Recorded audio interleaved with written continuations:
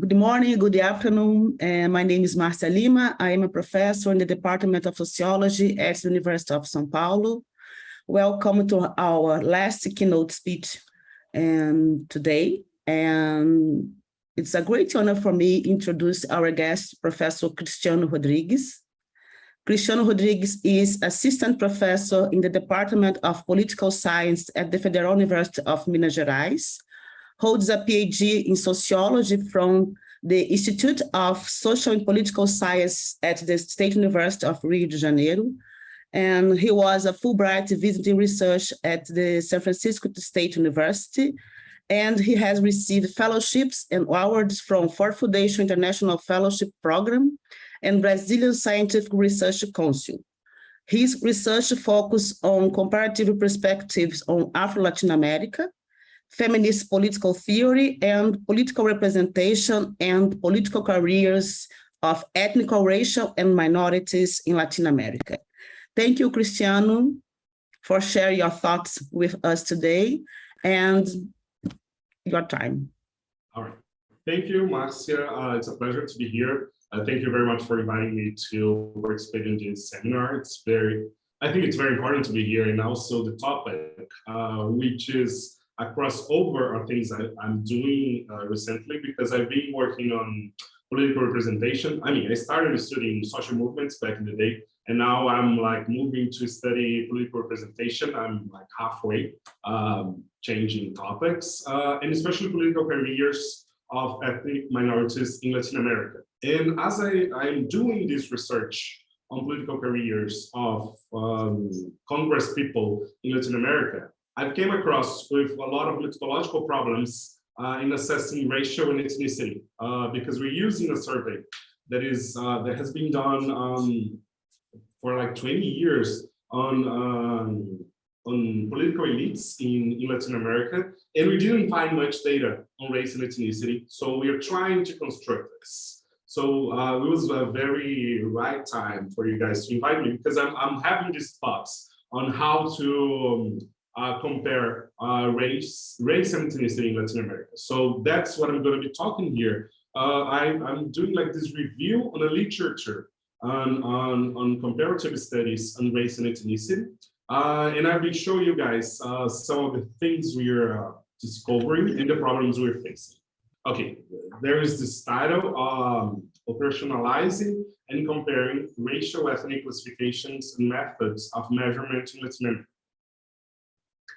So I will divide my talk in three topics. The first one, it's a broad topic on how to research race and ethnicity, because I don't know how many of you guys work with race and ethnicity, and how deep is your knowledge of these questions.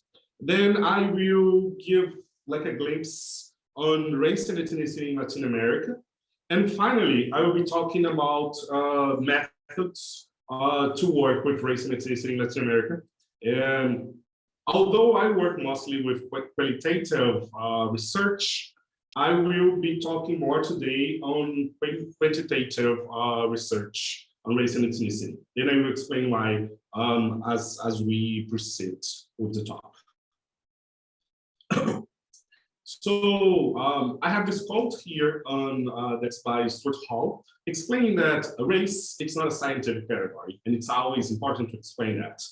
Race as a biological trait doesn't exist, but it's a difference that's attributable to race within a population is as great as they are between racially defined populations. So there are many ways of classifying people racially. So race is a political and social construct.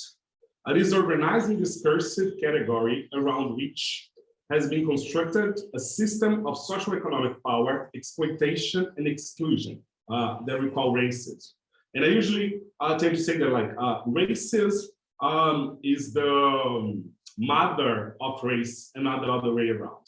So race only exists because racism exists. So however, as a discursive practice, racism has its own logic.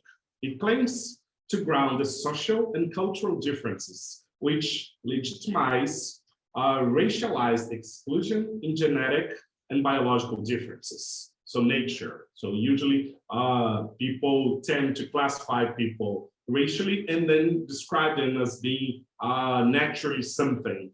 So this naturalizing effect appears to make racial differences a fixed scientific fact, unresponsive to change or reformist social engineering. And ethnicity, on the other, by contrast, generates a discourse where difference is grounded in cultural and religious features. However, the articulation of difference with nature, biology, and the genetic is present, but displaced through kinship and intermarriage. And why I'm saying this here, because race and ethnicity is seen to describe two different groups of people. Like when we talk about race, we are mostly talking about phenotypical traits. And when we're talking about ethnicity, we're mostly talking about difference in cultural, linguistic, and linguistic differences. And as I will show you guys on Latin America, we sometimes have like a juxtaposition of race and ethnicity within the same groups. And this makes it even more difficult for us to study race and ethnicity. So race and ethnicity are not objective, stable, homogeneous categories, but they are produced and brought to life by changing, complicated, and uneven interactions between social process and individual experience. Colonialism and the idea of Europe was a founding moment of racial categorization and of classifying and reducing ways of being to visible, embodied, and hierarchically ordered forms of difference. So contemporary approach to qualitative research on race, and I would say also quantitative, and ethnicity are marked by these colonial legacies of racial categorization that we need to examine, recognize, challenge, and undermine. Now I'm moving on to, because I'm like my expertise is Afro-Latin Americans, I will be mostly talking about Afro-descendant peoples in Latin America, and not so much about indigenous people. But I want you guys to keep in mind that we have to work and study both indigenous populations and African descendant populations, because they, although we make up in some countries the majority, like demographic majority of the countries, we tend to be, in most of the countries in Latin America, political and socially minorities. And there are like some, again, juxtapositions on how Blacks and indigenous are positioned in many countries in Latin America. So if I'm doing this division here, explaining Afro-descendants, is only because this is my field of expertise, not because I don't consider indigenous peoples into account to the things I'm talking about. So Juliet Hooker, who is a political scientist working, I think she's a professor at Brown University right now. She has this paper that was published in 2008, in which she divides the Afro-Latinos, that's how we call them currently, in 4 main groups. And I tend to agree with her division. So she has, the first group she categorized, she calls them Afro-Mestizo. And she says the Afro-Mestizo are the descendants of slaves brought during the colonial period, who over time integrated into the lower socioeconomic levels of colonial society, and later the dominant mestizo cultures and national identities of most Latin American countries. While their phenotypical differences from the national population suggest that they are subject to racial discrimination, given the close association between social class and skin color in Latin America, in most cases, they have not developed a separate racial cultural group identity or made demands for collective rights. Because on this paper, she's talking about collective rights, but And I will explain here what the Afro-mestizo usually means. Like in Brazil, we have this category, which is Pardo. Pardo is it's a category that encompasses people that in the United States and other countries would be called mixed race. If you go to Colombia, for example, you also have a category of people who are mixed, of indigenous people with whites and African descendant people. And they don't necessarily see themselves as being African descendant. And although they say discrimination, they usually think the discrimination they're facing are regarding their social status and not necessarily their skin color or race. So they have not yet constructed this idea that they face discrimination based on the race and skin color and phenotypical traits. And the author here states that this Afro-mestizo population makes up the majority of the Afro-descendant population in Latin America. Then we would have like the urban Black people. There are a group of also descendants of slaves brought during the colonial period who, in contrast with Afro-mestizos, have developed a strong racial group identity and have struggled for collective rights against racial discrimination. They tend to be overwhelmingly urban. And then she mentioned here the Movimento Negro in Brazil, the Black movement in Brazil, as an example of a collective that has been generated under the construction of this racial group identity and a struggle against racial discrimination. But in Cuba, you have similar groups. Nowadays in Argentina as well, Bolivia, Colombia, Venezuela, of course, to a lesser extent than we see in Brazil, because Brazil, as we know, is the largest, we have the largest Black population outside of Africa. And we have, in Latin America, we are the largest Black population, followed by Venezuela, Colombia, Cuba, depending on how we count them. So therefore, of course, the strength of the Black movement in Brazil tend to be, the Black movement in Brazil tend to be stronger than in the other countries, and used as an example for other countries. Then we have a third group, which are the Maroons. Maroons are a third group of Afro-descendants in Latin America. So they're descendants of Maroon communities whose ancestors managed to escape from or otherwise avoid slavery to establish communities outside colonial society. These Afro-descendant groups developed separate racial, cultural, collective identities, distinct from those of the dominant mestizo majority, and forged a relationship to land or territory in the colonial period before the establishment of state sovereignty over the areas they occupied. So Quilombos in Brazil, Creoles in Nicaragua, and Garifuna in Honduras, Nicaragua and Guatemala are examples of this type of Afro-descendant groups. And then there's a fourth group that throughout Central America, we find a fourth group of Afro-Latin Americans who are the descendants of West Indian immigrants who arrived as laborers in the enclave economies that existed in the late 19th and 20th centuries along the Caribbean coasts and the Isthmus. They have organized as a racial cultural group and struggled for equal civil rights, anti-racial discrimination measures, as well as special collective rights, such as rights to bilingual education and political representation rights. And so, and now I'm explaining here like the juxtaposition of race and ethnicity in some Afro-descendant groups in Latin America.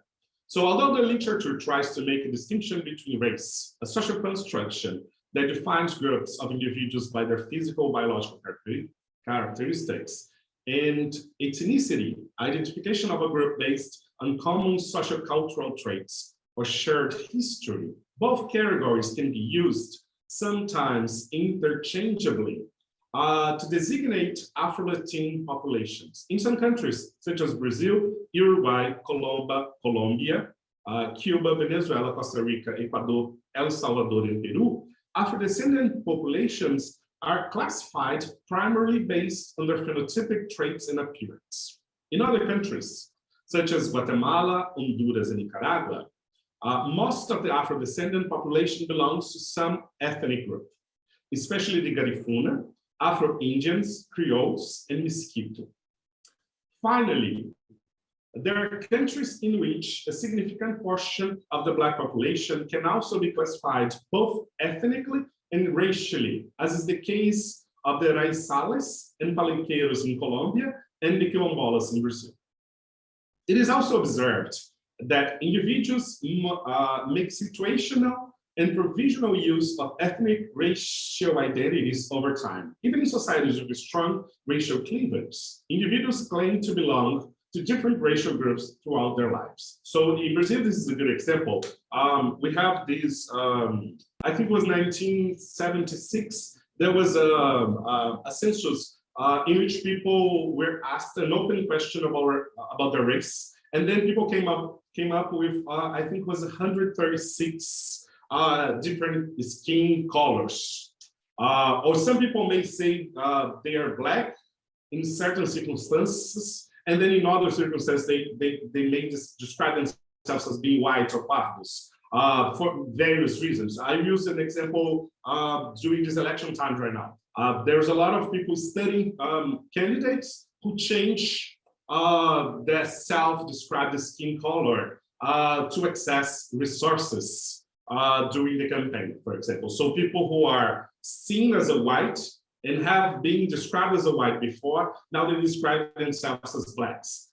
We also have this phenomenon on people trying to access the public universities in Brazil. Like, because of the quota systems, some people try to fraud the quota system by self-identifying as Black, even though they're not necessarily seen as Black in the Brazilian society, or because they have, I don't know, a grandparent who was Black, or a mother or a father. So this thing of, in many countries in Latin America and elsewhere as well, people may change how they classify themselves and can be classified differently in many parts of the society. So just to give a final example, like someone who is seen as Black in, I don't know, Rio Grande do Sul in Brazil may not be seen as Black in Salvador, for example, and the other way around. So there's also a locality of how race is perceived in a given country, in a given society. But of course, the volatility of ethnic racial self-identification in the region can be considered a response of individuals to a system of incentives and sanctions. So when you're discriminated against, you tend to avoid self-identify as Black. When opportunity is given for Black people, a lot more people tend to identify as Black. So this is one way. Okay, now we move to this to the more methodological part of the talk. Let me see how much time I still have. Here, I'm using the study that was made by Loveman. She has a book called, I forgot the name, I think it's called National Colors, in which she analyzes like the ethnic or racial census in Latin America. So what we know so far is that Brazil is the country that has collected data on race and color for the longest time. Since the 19th century, with like there were moments in which the census didn't collect this data, and also we have changed over time.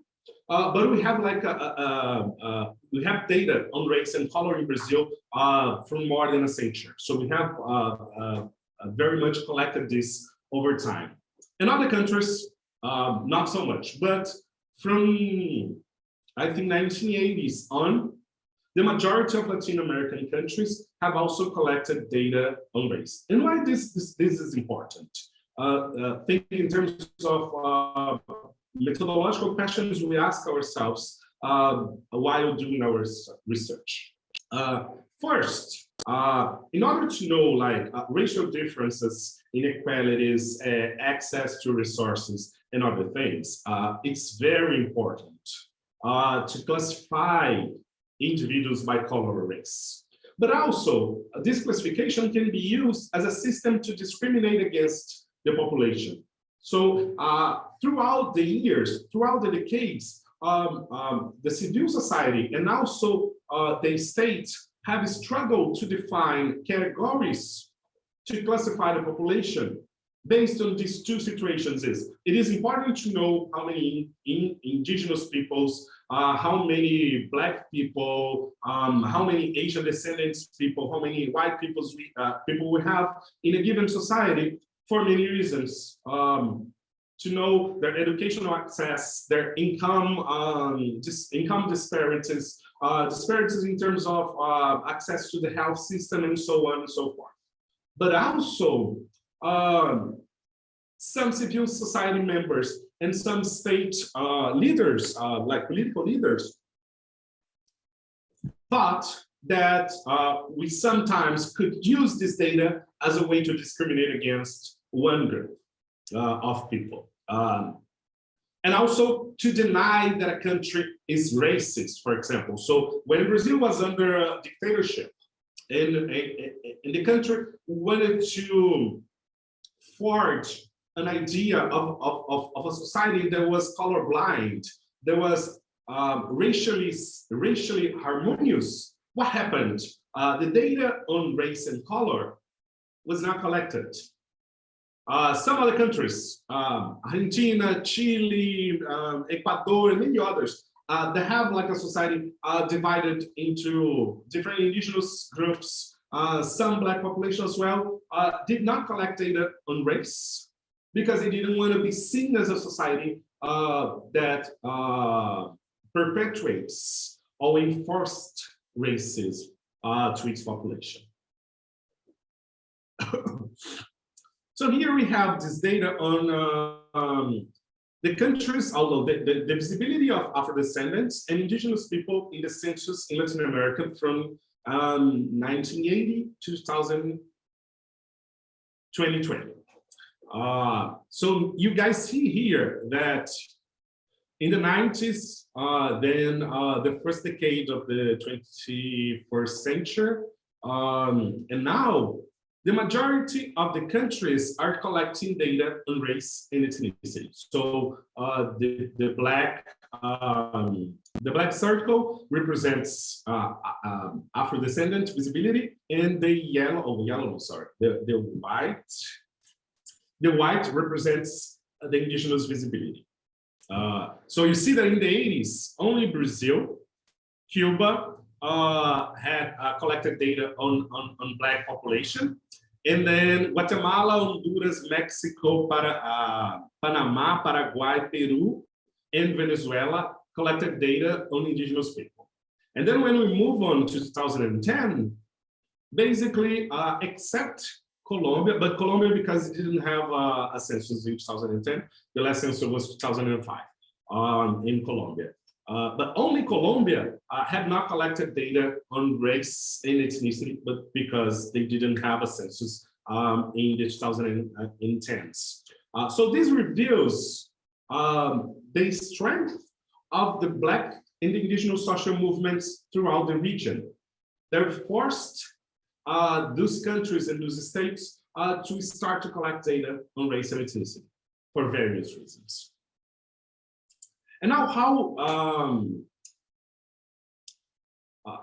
what are the approaches on enumerating Afro-descendant and indigenous peoples in Latin America? So as I said previously, what we have in Latin America, like we have groups of Black, of Afro-descendant people who are racialized, some who are ethnicized, and some who are kept both ways. So in order to collect data on race and ethnicity regarding to Black people in Latin America, sometimes we collect those data thinking in terms of ethnicity, sometimes thinking in racial terms. And sometimes we have to do both. So, which creates some difficulties for us. Here, we have, in terms of Afro-descendant, so according to these letters here, I don't know if it's easy for you guys to understand, but we have A, C, I, M, P, yes, P, R, and S. So those for Afro-descendants. So Afro-descendant identified through ancestry, like countries such as Argentina, collect data on Afro-descendants since 2010 based on ancestry. Then on customs, other countries collect data on customs to identify their Afro-descendant population. And then you have yet other countries who use the category identity to identify Afro-descendants. Group membership, it's another way of identifying Afro-descendants in Latin America. Physical appearance, that how Brazil identifies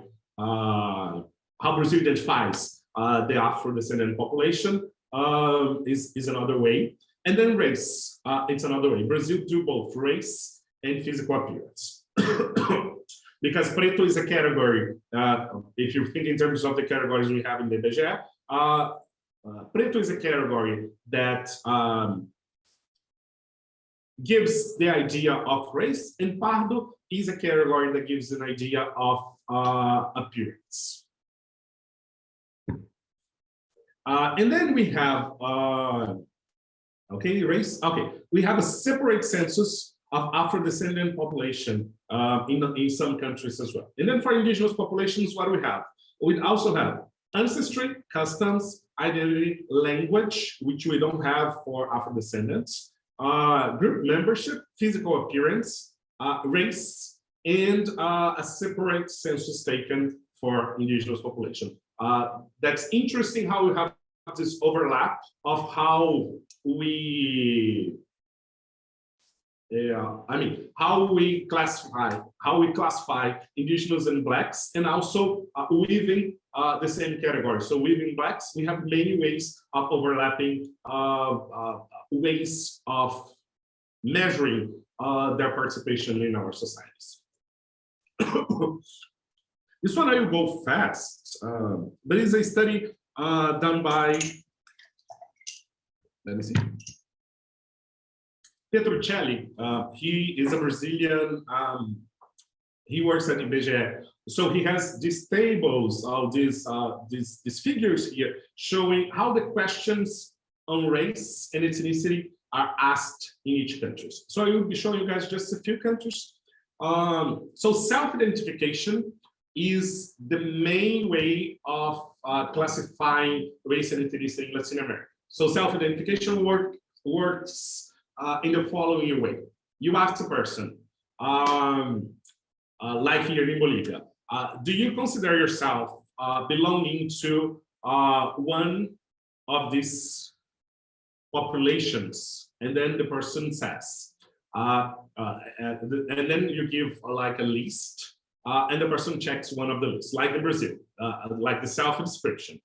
So your color race is white, black, yellow, pardo, which is usually translated as brown, or indigenous. And then the person signs, the person fills in the blank which one she thinks she's. So self-description is usually how we describe, and then for indigenous people, we also tend to ask about language. Then you would ask me, like how you identify and classify someone as being white or black in a society, in a region, such as Latin America, with so many ways of describing and classifying people by race and ethnicity. So this is a problem, and I was telling you guys in the beginning, that we are facing in my research and our research on political careers of Black and indigenous representatives in Latin America. Because just to explain like how the survey we are working with works. So there's a survey that is done I think it was every 2 years in the lower house and also in the Senate of all Latin American countries, asking many questions for the politicians. But they don't have a question on race or color. So you have an hetero classification of the candidate, of the politician after the survey is done. So the person who does the interviewer, fills a paper in which this person says, oh, the politician you just interviewed is white, Black, mestizo, and then have many other options. Like in some countries in Latin America, if you say negro, which is a category that in Brazil nowadays is neutral, this category is very derogatory. So if you say negro, for example, in countries such as Colombia or Venezuela, people don't like to answer this question. Venezuela uses the term moreno more often to describe. In Colombia, they use Afro-Colombians more often. So you have like a wide range of ways of classifying, identifying people in Latin America. And then we come, some researchers came with this idea of, for doing hetero classification, we put a picture of the politician, of the person we are analyzing here, and then you have this scale that goes from 1 to 11, in which the number 1 and 2, and I think 3, we categorize those people as white. And then from 4, 5, and 6, you have people in this category that I will translate here as mixed race. But you know, there's a controversy whether we should use this category or not. But like, if you have questions later, I can try to explain more the problems with this category. Mixed race, and then from the 6 on to 11, we will put those people as a Black person. Or in my research, to avoid, because you have like these problems with indigenous populations and Black populations, like to put them together to analyze elite, the politicians, we call them non-whites, which is also a way that Brazilian sociologists did back in the 70s to classify the difference between, in terms of racial inequality in Brazil, like they used to classify the population as white and non-white, understanding that Blacks and Browns were somehow similar in terms of their access to resources, educations, and everything else. So this is a way of me, as a researcher, I'm doing to cope with the problem of comparing race and ethnicity in Latin America. There are many other ways, but this is how I've been doing my research. I've been doing this. And then I will come to my final part of the talk, in which I will make a point on why it's important for us to quantify race and to use quantitative research in a way to give us more data and clarify more racial inequalities in Latin America, and also give us tools and give us especially resource to focus on public policies, legislations, and many other things to mitigate racial inequalities in the region. And why I'm saying that, in many countries I study, there's a lack of data on race and ethnicity. Therefore, the state has no public policies, has no legislations addressing racial inequalities. So it's a way of denying the existence of racial inequalities. So we have to move forward and quantify in different ways the presence of racial minorities, racial and ethnic minorities in Latin America, and also explain how race and ethnicity is linked with certain forms of inequalities.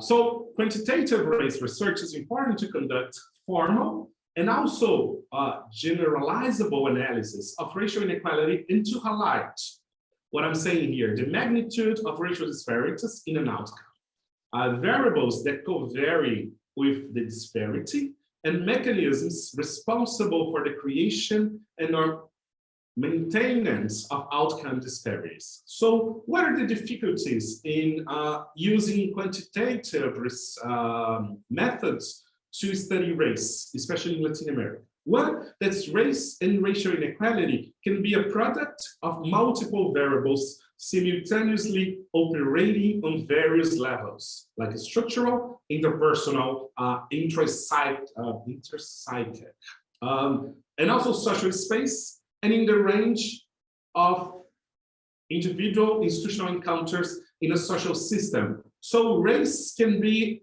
both a dependent and independent variable in many times. And also, as I mentioned before, race is not a fixed category. It's fluid, it's flexible, and it can change over time from a country, from one country to another within the same country, depending on the social class somebody holds. So it's very difficult to grasp race as a category because it changes a lot.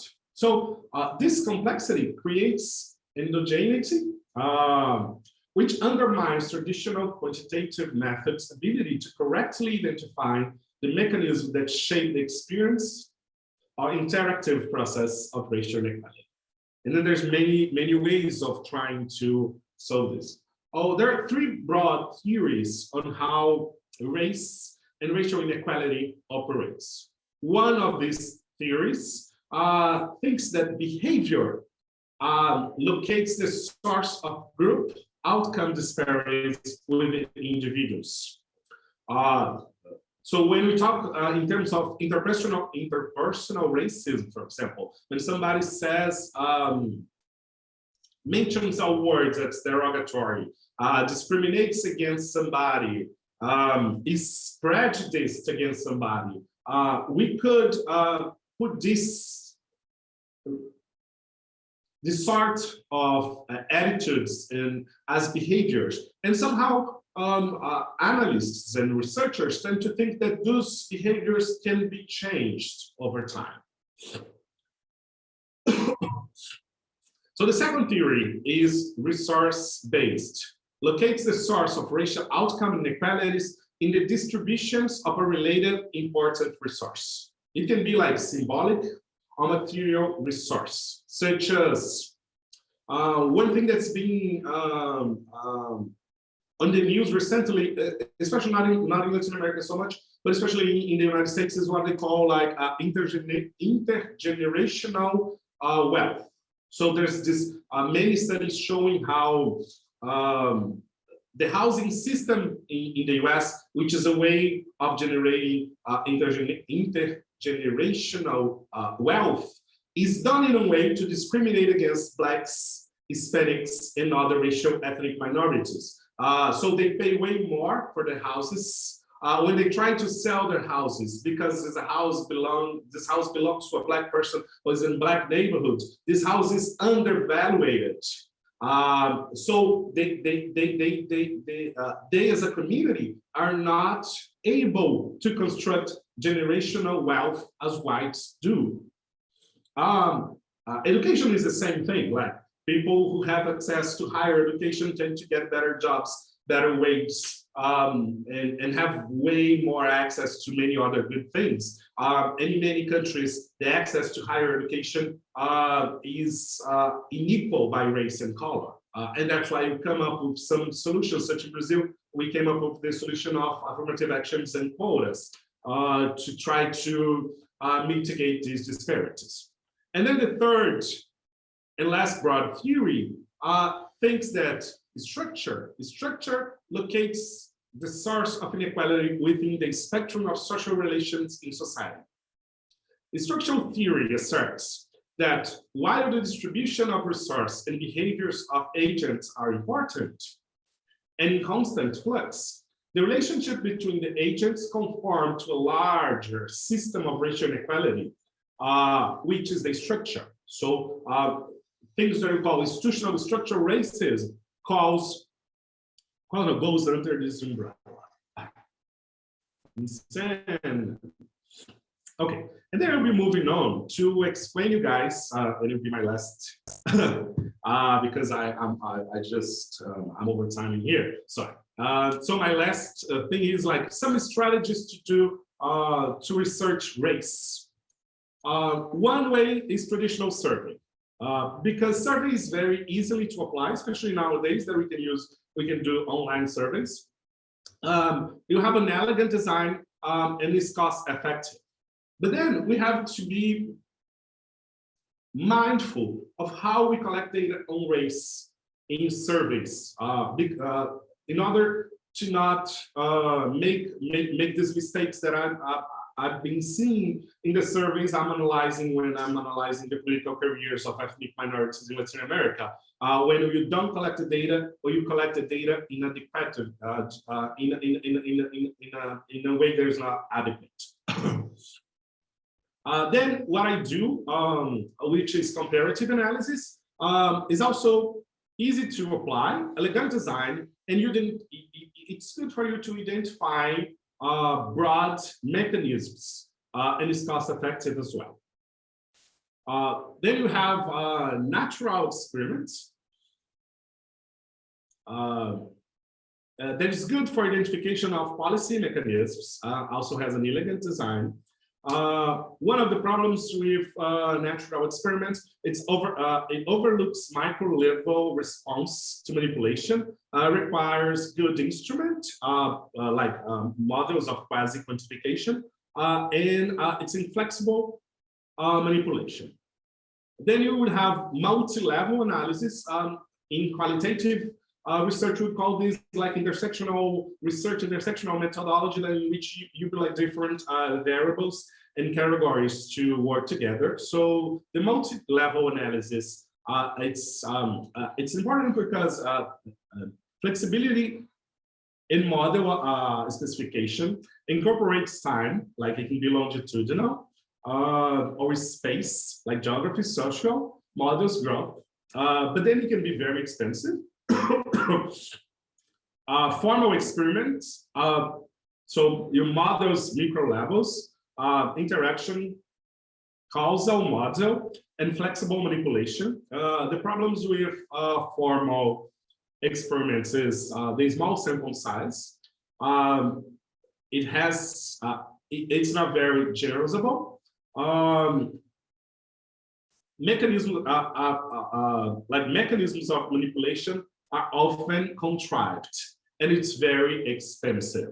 But you have, I remember here, there's a study using formal experiments to measure whether or not electors discriminate against candidates, done by, I forgot her name right now. Oh, Natalia Bueno, which is a very interesting way of using formal experiments. So I think those are some of the strategies we can use in order to study race and ethnicity in a context of so much fluidity, as I mentioned while talking about Latin America. And I think that's all I have to say now, because I've been talking for way too long. Sorry, guys, that I took too long to finish. Anyways, I'm like looking forward to hear from you. Thank you, Cristiano. It's very interesting questions about race and racial classification, ethnic classification in Brazil. We brought up very important points about the understanding of Latin American studies, such as the importance and the complexity of ethnic and racial classification in Latin American countries, the growth in the number of countries that collect the database, and the difficulties to measure race in Latin America. My question is, did the political action of Black movements in the region contribute to this change, and how? And is there a relationship between these transformations and the public debate on public policies for the Black population?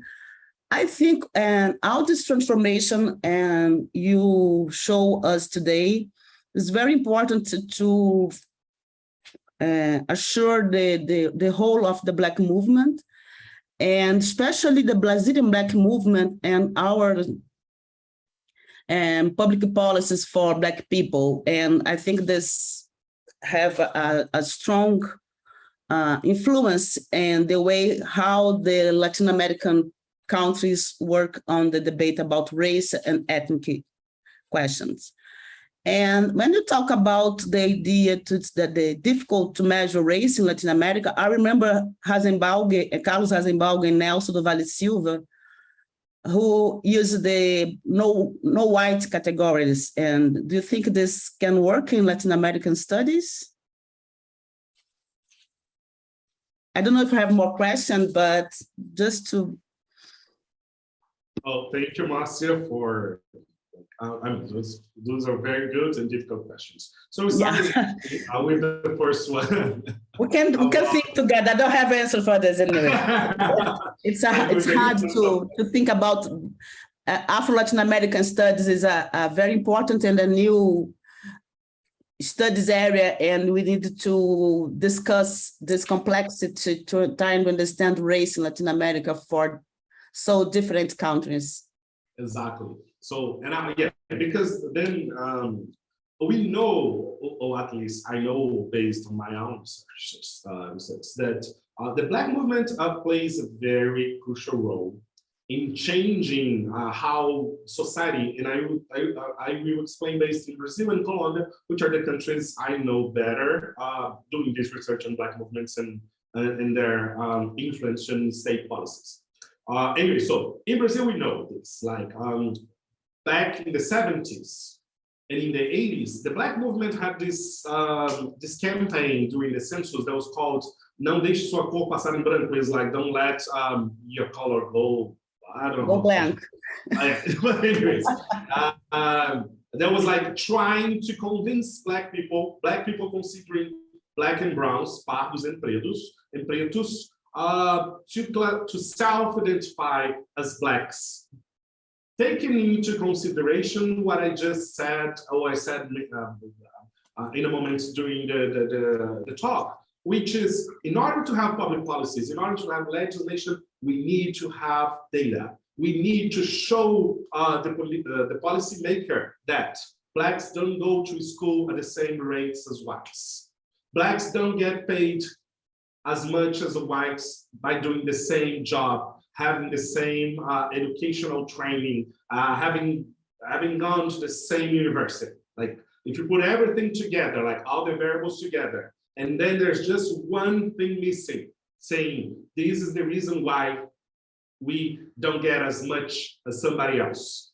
So that was very important, like constructing the data, showing those racial inequalities, and it was like crucial. It was like one of the main focus for the Black movement in Brazil in the 80s and in the 90s. And then it became affirmative actions, because it was the sub-product of this decision they took in the 70s and 80s. So it's we need to see this as a progression of the way the social movement interacted with the state. The same way in Colombia, although it was different because it was like in terms of time, in Colombia it was in the 90s. And then in the last decade, like they haven't got as far as Brazil. And Brazil also became a mirror. And and I think more than a mirror, like I would say, it became an example for other Latin American countries on how to create public policies, to create like participative institutions and measures to mitigate racial inequalities. So many other countries have looked up to Brazil and to the Brazilian Black movement in order to present their claims to the extent. So this is definitely a thing.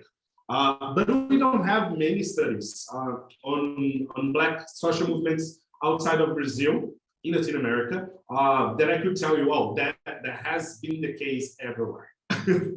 I know Venezuela, I know Brazil, I know Colombia, but I don't know many others. So I forgot the second question. No, the second question is about the use of the no white categories to understand the. In my research, what do you think about it? Do you think it can work or not? I really like. I'm using this research I'm doing on political careers for the following reason. As I mentioned, like you have few categories that work in certain countries, but they don't work in other countries. I use Colombia as an example first. Again, Colombia has a few categories for Black people. You have Blacks, which pretty much nobody uses.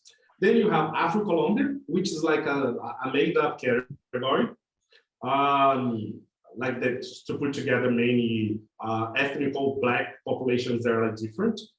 You have Raizales. Raizales are people from an island called San André, that they don't speak Spanish. They have a language that's like an English Creole. You have Palenquero. Palenquero are Maroon communities from the Pacific and the Atlantic.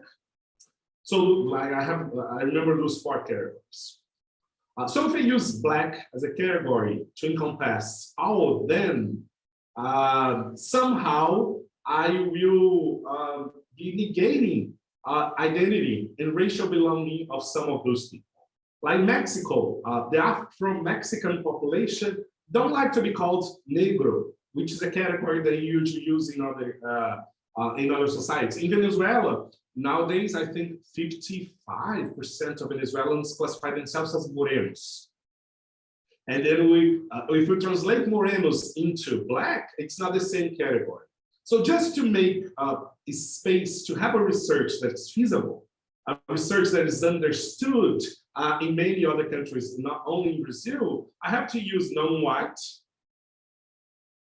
because that's the only way that to put together so many different racial categorizations and identifications. And also because in this research, we are working also with indigenous people. And then if we go down to indigenous people, we have way more ethnicities, way more languages, way more cultural things, like the diversity within indigenous and within Black populations in Latin America, it's huge. So it's very difficult to use one category like to work. So I think initially, now that our field, like the Afro-Latin studies, is a field that is in construction, is a field that's like very in its initial phase. Sorry, it's important to use non-whites in certain research. Like when we're doing cross-national research, I think it's necessary. But eventually, I think we will move on, and people will complain about the use we've done of non-white the same way we complain about how Nelson do Vale Silva and Carlos Zambado did that back in the day. Thank you, Cristiano. I don't know if you have more questions, and I think don't know. Okay. I have questions. Please, Freya. Yeah, sorry. First of all, Cristiano, I would really, really like to thank you for this amazing, amazing talk. And I'm really especially very happy because actually our expectation, Márcia, when we thought about these keynotes, one of our wishes, biggest wishes, was really this possibility of having a really overall vision and appraisal of the Latin American context. And I'm really impressed by your expertise and all of these. It's amazing, Cristiano, really. I'm really, really very happy. It's really, really amazing. I don't have anything other to say than to really thank you for this endeavor to really you take this seriously, this quest we offered you. Yeah, Cristiano, just very quickly, a quick view on race and racism and methods in Latin America, very quickly, and you did it in an amazing way. So first of all is this, and then really many things. But I have two questions related to what you've just said. First of them, it's actually, but I think, let me start from the last question, because the first question is the more difficult. The last question, when you talked about measurement, when you showed us this overall view on measurement. Now, you talked a lot about quantitative research and so on, and the importance of quantitative research for public policy and so on. But I was actually wondering if you could address a little bit more the qualitative research on qualitative research on this issue. My impression, and please correct me if I'm wrong, is would you say that the only, and now I'm provoking you, yeah? Would you say that the only kind of qualitative research on this issue would be to ask people to say, what is this self-adscription? Would this be the only dimension?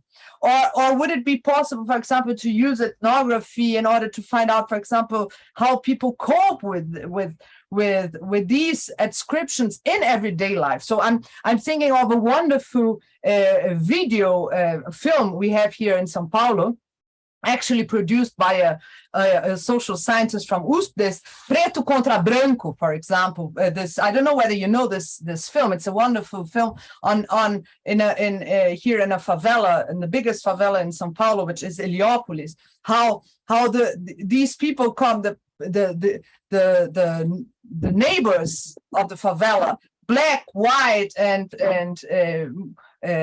come together and play football every Saturday or every weekend, and then you see these categories in everyday lives, how they really get how they are used indeed. Now, so the first thing is this: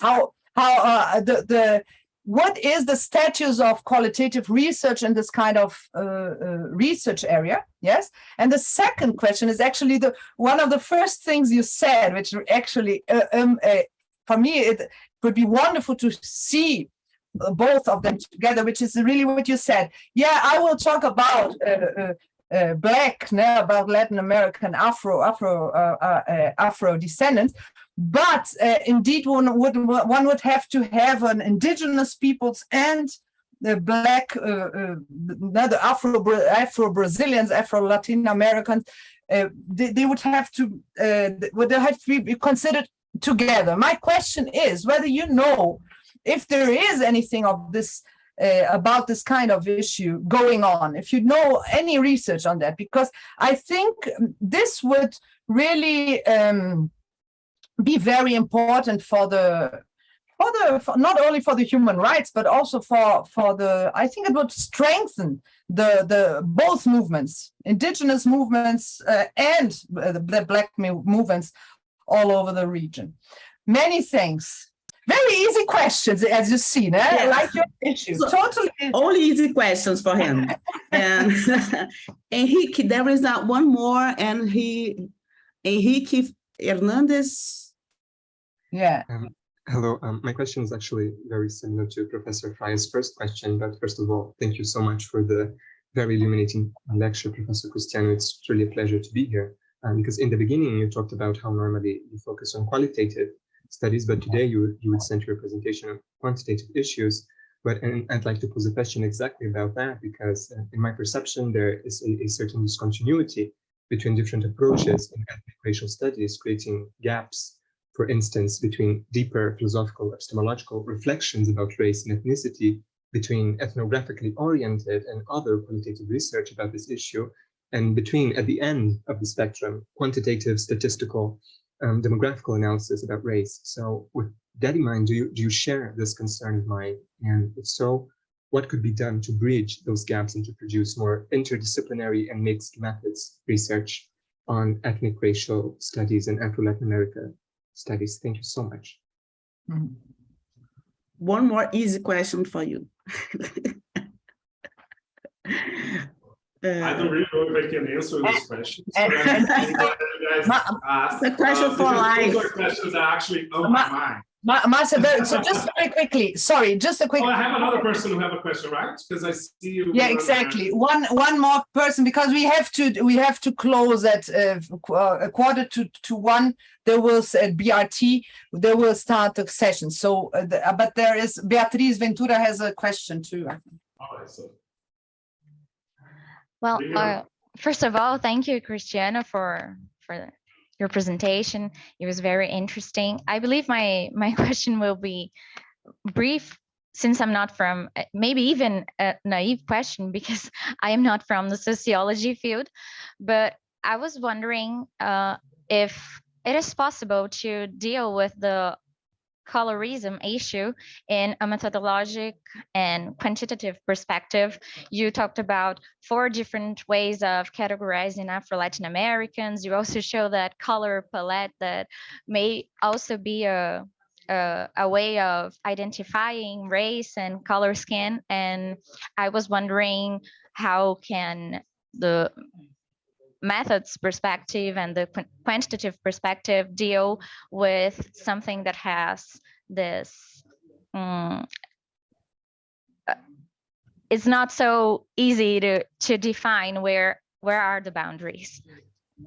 And that's my question. Thank you. Chris, try to resume, because it's a very, very wonderful question. You don't have time to appropriate answer. Give me 5 minutes. No, we have 5 minutes. Yes. I try to do. I'm going to talk fast. I'm very good at speaking fast. So the first question, which is like the see, I'm fast but not organized. We can do both. Like qualitative research and ethnography. Oh, first, I think that's very important. And I think like the both questions, like the 3 questions on qualitative, they come together. I mean, I decided to talk more about qualitative because, you know, I'm moving from one area to another and my research interests have changed. But I'm trained in qualitative research, and that's what I've been doing forever up to now. Now I'm just moving on temporarily. So there are like plenty of good research using ethnographic approach, especially in Maroon communities. I can remember now. Oh gosh, she's my friend. And I forgot her name. I was a professor at UC Berkeley, and she did research on Brazil and Colombia. I'm trying to remember her name. That's very good. We have like a lot of research on indigenous movements and indigenous parties in Latin America, done by political scientists and sociologists from the US.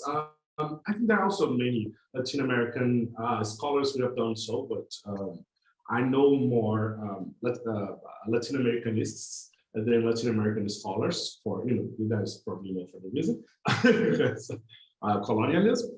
So I think there are like many good research, but we need to build this bridge, as I think it was Henrique who said that, because like a good qualitative research answer questions and open up in questions. They're like very different from the questions that are quantitative research answers and asks. So if somehow we put them together, we have a better picture of the thing. So many questions on how people perceive, like one of the things that quantitative people do that we shouldn't be doing anymore is asking, does racism exist?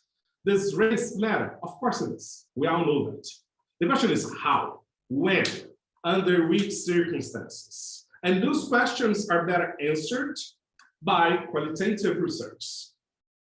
Because we go deep in a case, we spend more time doing ethnography of in-depth interviews, analyzing documents, and so on. So I understand this as being a way of giving away new answers to these questions, who are questions more important today than whether there is or there is not racism. What we want to know is like how racism works in different populations, in different circumstances. And then we come up with new questions who quantitative people may be able to answer. And then other set of questions who qualitative people may answer. So somehow I believe in this pendulum of like asking new questions, answering them through different methods, and then open up for new questions, new answers. That's how I understand the way of doing this. Again, like the putting together indigenous and blacks, I think a lot of people have done that. I just remember here, Henry Louise Gates, the professor at Harvard. Márcia knows him better than I know, but because she's been to his center in Harvard, wasn't it? And they have this center to study, what's the name of the center, Márcia? Sorry. Afro-Latin America Research Institute.